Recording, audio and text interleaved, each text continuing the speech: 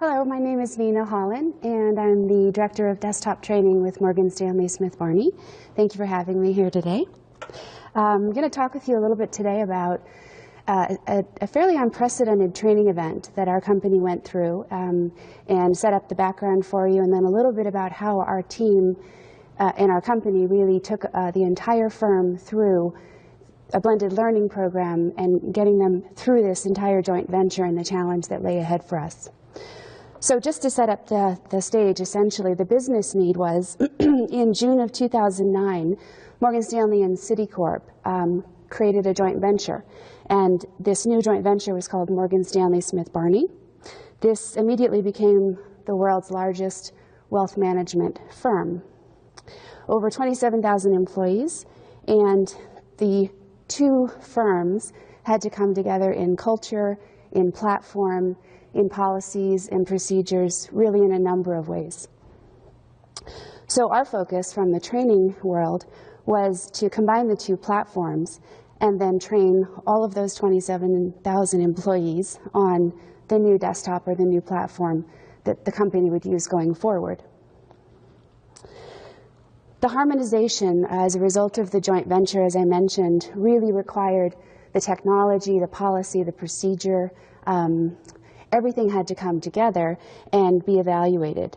So one of the major focuses here was the evaluation of the desktop itself. Smith Barney had their own platform, and Morgan Stanley had their own platform. So the work began really in 2009 with a lot of planning and a lot of discussion and basically dissecting the technologies that we had available and trying to imagine and put together a plan for what the platform of the future was going to look like.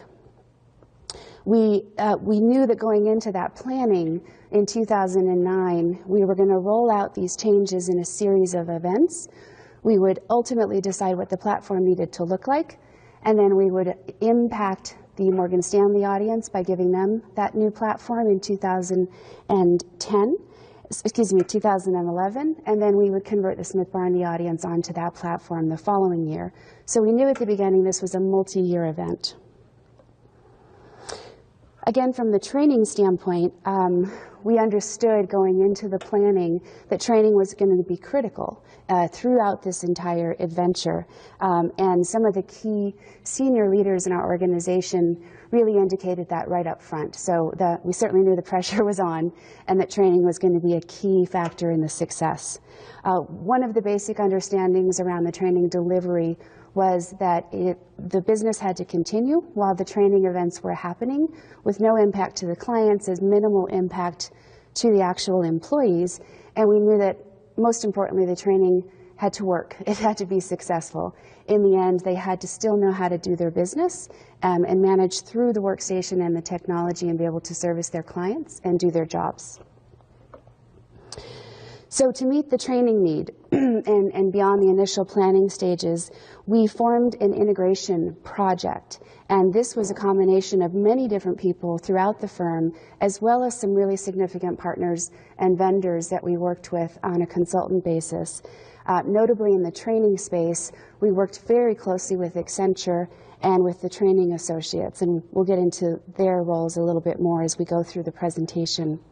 So the initial analysis began. We looked at both platforms, desk-side comparisons, which desktop had certain features and functionality, where there might be gaps. And we began to plan what the future state would look like. The combination of, or the best of both, would be built out into a new platform. And the training team had to understand really in detail the results of that analysis and the results of that work in order to begin to deliver and put together what would be the training curriculum. For the legacy Morgan Stanley audience, which was the first part of the conversion onto the new platform, we converted them onto the platform through a series of releases. So over a 9-month period, we continually enhanced their desktop so it was in its final future state. And then for the Smith Barney audience, their event was much different. We actually converted them onto the new platform over a weekend. So it was a very different program that we were planning for the first group in the firm versus the second group. The second group, when we converted Smith Barney onto the platform, that was a much more difficult process, much more challenging for the users themselves, and that's the one that we'll look at in a little bit more detail today. So the first thing we had to do was understand at a very high level what the ask was and what the inherent challenges were. So massive change, obviously. You go home on a Friday, you come back on Monday on a brand new platform. 27,000 users, over 700 locations out in the field where the advisors and the CSAs were doing their business, or their service associates. Change management in general, very difficult. Legacy Smith Barney had always had a history in terms of mergers and acquisitions as the acquirer. And so their desktop, their platform, their policies, procedures never changed. The firm that was joining us, they were the ones undergoing the change. So this was the first time the Smith Barney audience was really having to take on a new platform and a new set of changes. We also understood it as it was a 3-year project for training, and for each of these audiences it was at least a year worth of change, and sustaining that kind of momentum over a period of time is very difficult. We also understood that their job had not changed necessarily. They're still experts in their field, but how they do their job was changing because the tools and the technology would be different. We also understood the challenge with adult learners. We have varied skill sets across these 27,000 employees and varied technological competencies. We also have varied roles, varied business mixes and models out in those 700 locations. So we really had our work cut out for us in terms of understanding how we were going to address all of the different views and perspectives that we knew our audience entailed. We also knew that client service is a risk. Again, as I mentioned earlier, business had to keep happening while the change was happening behind the scenes, and we wanted to be sure the clients were not interrupted or impacted. Retention was important, as well as reputation. There were a lot of eyes and attention on the joint venture for Morgan Stanley Smith Barney and the success thereof. And there's also market risk. At any time when we're engaging in a project that's extending over a 9-month period, there's always the risk that something might be happening in the market that would impact all of the employees and all of the clients. So again, we understood a key challenge here was you go home on a Friday, you come in Monday, and the entire computer system is different. And we also had some commentary that with a venture this large and a challenge that the training team was undertaking, that it's impossible to get an A in terms of a grade. Someone said to me, the best you can hope for is a C, or you might get an F. And that really challenged me from the beginning because I wanted an A. For our employees' sake, I wanted an A.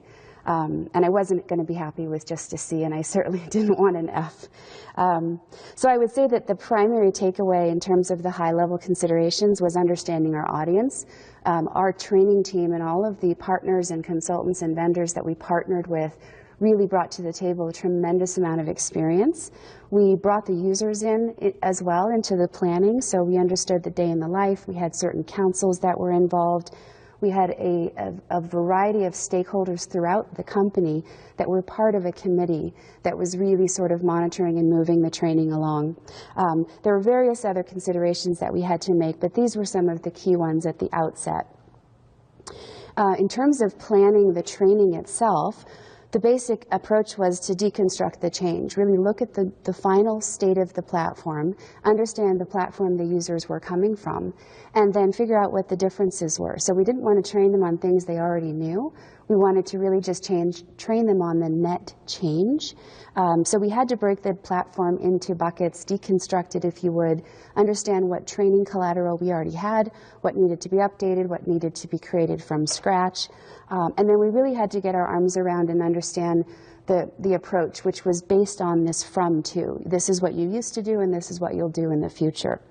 There was an awful lot of other elements to creating the training for the change, and some of that is noted here, but we quickly got into the design phase. So there is design, development, and delivery. Once we got past all of that planning and discussing, we actually got down to work. So we got into the design, the high-level design, and what we knew right at the top was because of our audience, because of the challenges that I identified earlier, the training needed to be flexible, it needed to be customizable, it needed to be scalable, and it needed to be nimble. We needed to be able to adjust if we needed to in real time. So there were various elements here that we sort of began our design phase with. We very quickly got into the workstation itself, and we started to deconstruct it, understanding what the different logical buckets of functionality and or features, what they looked like, broke those out, assigned them to teams, project managers, designers, developers, etc. So we basically deconstructed the workstation, assigned the work out, and then we reconstructed it, put it back together. The results from those design teams really became the curriculums, the coursework, the content, the reference materials. So each person took their small piece of the platform away, built up the new content that we were going to deliver, and then they brought it back together where we were able to reassemble it essentially in a blended learning package. I won't get into the details of the actual design process, but this is one of 3 slides that represented all of the steps in the design and development phase. So it's really just to understand that there were hundreds of steps involved in each of the design and development processes, as well as hundreds of people involved. And it needed to be documented, repeatable, and executable, this process. So this slide alone took a long time to come up with that process. The design plan needed to be very, very well documented. The deliverables that came out of the design work included a variety of elements that made up our blended learning program. So obviously we have the instructor-led and the in-person trainers, which we'll get into a little bit more in the delivery phase. We had classroom, in-branch classroom, we had virtual training as well. We had a robust online or e-learning curriculum and set of courses that were assigned. We also broke that e-learning into various elements. Some were longer courses, some were very quick recorded tips, no more than 3 minutes or so in length. So we really had a variety even in just in the e-learning platform. We had show me or let me practice elements, simulations and demonstrations, sandbox environments that the users could actually get into and sort of practice and play. We had e-challenges or e-quizzes, which every week would allow the users to gauge what their sort of strength in the learning had been up to that point. And we had an awful lot of reference materials, including quick reference cards, which are 1 page, 1 idea, 1 sort of instructional element, and then an awful lot of guides, which were in many cases much longer, but really prepared the end user and the employees for what was coming and what they needed to address. So a lot of deliverables came out of the design and the development phase. When we get into the delivery discussion, this is also much more complicated than just trainers going out into the branches and working with the users. We started with a series of meetings in the field, so every single location, someone from senior management or home office would come through and tell them what was coming, what to expect. We had a partner program where people that had similar roles but had come from both sides of the new organization, they could get together and partner and work with each other and see the new system really in action. We had a website where all of the employees could access all of the content around their conversion, whether it be the Morgan Stanley side, the Smith Barney side. They could access reference materials, communication. This is where they went for their actual online training. So one central point where they could access all of their information related to their conversion event. We created learning plans and also, as I mentioned, branch readiness guides. So there was an incredible amount of information that created this layered effect of support. The learning roadmaps was an interesting part of our program in the sense that our online learning system was limited in some ways. Once we got into the actual infrastructure planning part, we realized that there were so many deliverables we wanted to make available to the audience, and the online learning platform wasn't going to be able to accommodate all of those. For example, our quick reference guides, which are very well received in our field, those really didn't have a place in the online learning management system, and we still wanted a way to make sure that they were made available and were accessible to the end user. So we came up with the idea of this learning roadmap, which again was available off of the main conversion website. And it broke apart each of the chapters, if you will, of what the user had to take for their training. And for each chapter, each topic area, they had all of these different options and different vehicles and training tools that they could access from this one website. So our learning roadmaps actually took our online learning management system to the next level. From this learning roadmap that was available on the website, they could access the online course, they could access the quick reference card, they could access a change page, again, which went back to our basic approach, which was training on the from to element of change. So they had access in one place to all of the different deliverables. Even though our learning management system had been constrained, this became our solution for that. And this is sort of what it looked like from a delivery standpoint, the high-level 20,000-foot view of what we knew the in-branch delivery part was going to look like. Once we had done all of this sort of layering groundwork, the trainers were going to go out into the field and spend time with the users for up to a period of 8 weeks. And this is what sort of was ahead of them. This is what their roadmap looked like. So we started that in-branch delivery with the training kickoff. We had almost 500 trainers that were out supporting our audience. We did our Smith-Barney conversion in 3 cuts. So 10% was a pilot, and then we did 45 and 45% of the field in 2 subsequent cutovers. And the trainers were assigned to those tranches of branches and of employees for a period of up to 4 weeks before and then 4 weeks after their conversion weekend. We started with a kickoff, letting them know what was coming, what to expect. The online training began to be available to them at that point as well. And then we began a Train the Trainer event where we had all 500 of those trainers, largely made up of vendor consult and vendor partner resources. So initially, our sort of business as usual training team has a staff of 50 or so permanent internal trainers and then a team that supports them. For this event and for this volume of employees, we knew we had to scale up, and our target was to scale up so that the trainers were supporting approximately 25 users for each trainer, so a 1:25 ratio. To accomplish this, we partnered with the training associates who I mentioned earlier, and they were able to source independently trainers for us to use for this extended period of time now, going on over 2 years, who had worked in our industry, had trained adult learners, were technologically inclined and experienced as well. And we actually spent 2 weeks with almost 500 trainers. This is the visual that you see here. 2 weeks really training those trainers to be able to go out and deliver on the material that the employees needed to know. So the Train the Trainer event was a great success, largely in part. I think the most important element was the teach back, where we had the trainers learned themselves what they needed to know, but then we put into practice and made them teach back to instructors and to audiences to make sure that they really could translate the information and become the instructor. And not to mention that mobilizing 500 people with equipment and the ability to be part of a virtual team was a great undertaking. This is just one picture of one room, just getting that equipment ready to ship out for 500 trainers. So essentially at this point, the trainers landed in the offices, and this is what it looked like from a blended learning program or delivery viewpoint.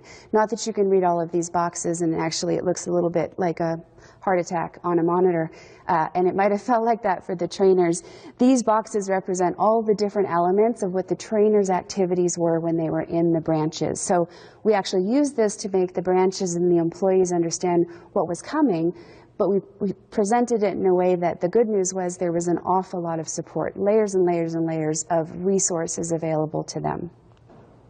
So while the trainers were in the branches, their primary activity was 4 weeks before the event was to do the pre-training, make sure that all of the required elements were completed.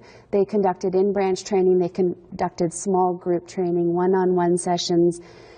They continued to sort of walk the floor. A critical element was 1 week before the conversion event. The trainers actually worked and sat down with every single employee, and they performed the checkout. They went through a series of activities that we needed to ensure the end user was able to perform, that their learning and their training had gotten them at least to the point where the critical day one activities were covered. And so those checkouts became almost like the teachbacks that the trainers themselves had done. We also had sort of client real-life scenarios that we would practice with the end user on, give them sort of pretend a client is on the phone, this is what they're asking, go. You know, do you know, are you going to be able to do what you need to do starting Monday morning? So the activities that were happening in branch by the trainers themselves, it's quite a lot that was happening here, and it speaks to that earlier visual. But we had 4 weeks leading up to it to complete all of these activities, a very focused and purposeful approach to the weekend event, and then the weekend conversion itself, and then the trainers were there for 4 weeks after just to continue to support. Another part of the program was the constant reporting on the readiness, or how well the end user had actually been taking and completing their training. We also had an incentive program, of course, for anybody, any branches, locations who got to a target mark in terms of completing their training. And then, as I mentioned, we had the post-conversion support. It was important not only to teach them how to be okay for day one, but to teach them how to succeed once the trainers left their location, and just be able to continue to adopt and acclimate on an ongoing basis. Another important element was just monitoring the support desk and call center calls to make sure that we understood what help the branches were asking for when the trainers were there and after they had left. So an awful lot of information, 3 years essentially packed into just a quick discussion or overview. We certainly found some measurable benefits. The trainers now are back in the branches post the conversion event. The branches are very receptive to the trainers continuing to come out and train them, which I think speaks volumes about the training itself. If they had not received it well, if they had not seen value, they would not be welcoming the trainers back and, in fact, asking for them. So we certainly did have a lot of takeaways. One of the key takeaways was that the blended learning program was absolutely critical for an event this size, and this much change that was happening across these many users. We certainly could not have taken any element of the program away. And so really everything about the blended learning program was part of the success. And there were also some lessons learned. I think the key here was to communicate as much as we could, make sure the users knew what to expect, whether it was good or bad. The feedback we got was that they really wanted more information if they could. So we took away some really critical lessons. The feedback loop from the field is really critically important to the user to be able to give the feedback and to us to be able to receive it and remediate our programs.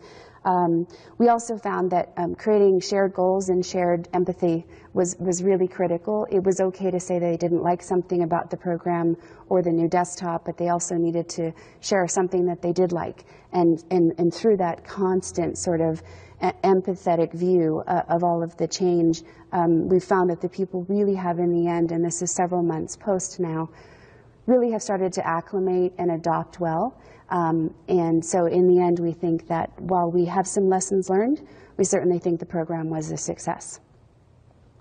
So I'll thank you all for your time, and that'll be the end. Thanks.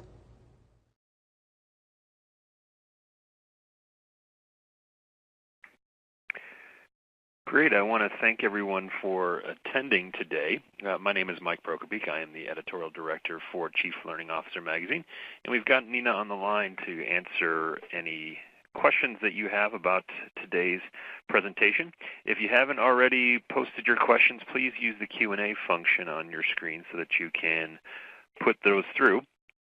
So we'll start off, and I'll queue up a question. The first question for you, Nina, comes from Kelly. And she's wondering, how many people did you have help you in redesigning this training? And about what percentage was your new training e-learning? Right. Thank you, Mike. So there was a lot of different roles involved in the actual design and development of the program. From a delivery standpoint, if I start at the end, we had approximately 450 trainers who were on site delivering the actual training with the end user.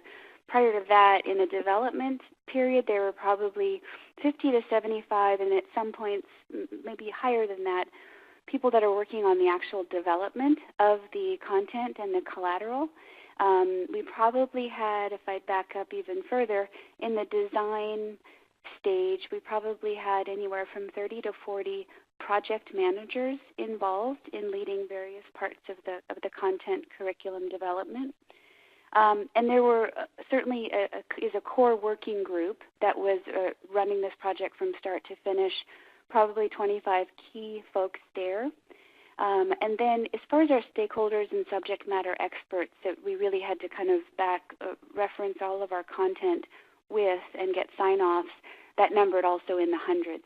So a very complex program, but really some very distinct parts of the sort of project management office where you break it down and get those numbers. The percentage of e-learning in the end from a delivery standpoint, approximately 80% of the content could have been taken through an online training program. But what we found is that with the availability of trainers on site, it was probably closer to 40 to 50%. They elected to take the online option, and in the contrast where they could, they had the in-branch trainer actually conduct their training. Great, thanks for that. Just a reminder, if you have a question for Nina, use the Q&A function on your screen there, and we'll queue it up for her. The next question comes from Christian, and Christian starts off with a compliment, just wants to say impressive story, but then goes on to wonder if there were any theoretical fundamental examples of the approach that you took, or if it's something that you invented all yourself. It's a great question. I'd love to take credit, but this was really a combination effort here. We partnered with Accenture and with the training associates, and with that came a lot of sort of referential and illustrative examples that they had seen in other mergers and other acquisitions and other major training programs. However, so there were some templates and there were some great ideas that came from our vendor partners. However, what we found is there really wasn't anything we could point to in history that looked exactly like what we were trying to do. So whether it was our industry, our scope, our scale, our timeline, we couldn't find an exact match. So we took the best parts from an illustrative standpoint that we could, and we tried to create this program with a really keen eye towards our audience, so what their experiences had been in the past with training. So that was the part that really required it to become customized in the end. So we had some very conceptual and illustrative examples from other similar ventures and efforts, but nothing that was an exact match. So we took the best and used it as framework, some ideas, and then we really filled in the rest with just internal knowledge and our own historical perspective and understanding of who our end user was. Great, thanks for that. We've got just a little bit over a minute left here, so another question for you. What do you know now that you wish you would have known then when you began developing this program, and why? Well, this, just having gone through this experience now, I feel like myself and everyone that was involved has some really significant bullet points to put on a resume. I guess it's like a wedding. Once you get really good at it, it's over, and you really hope you never have to do it again. But we learned an awful lot. I don't think there were major mistakes in the training, development, or delivery. When we looked back, given the constraints that we had from a technological standpoint, timing standpoint, and just some of the constraints that existed to begin with choosing a platform, there weren't any major changes we would have made in the training program. I think we've taken away some lessons learned from a communication standpoint. And there's some just levers we might have pulled at different times and or more strongly versus the, let the user decide approach.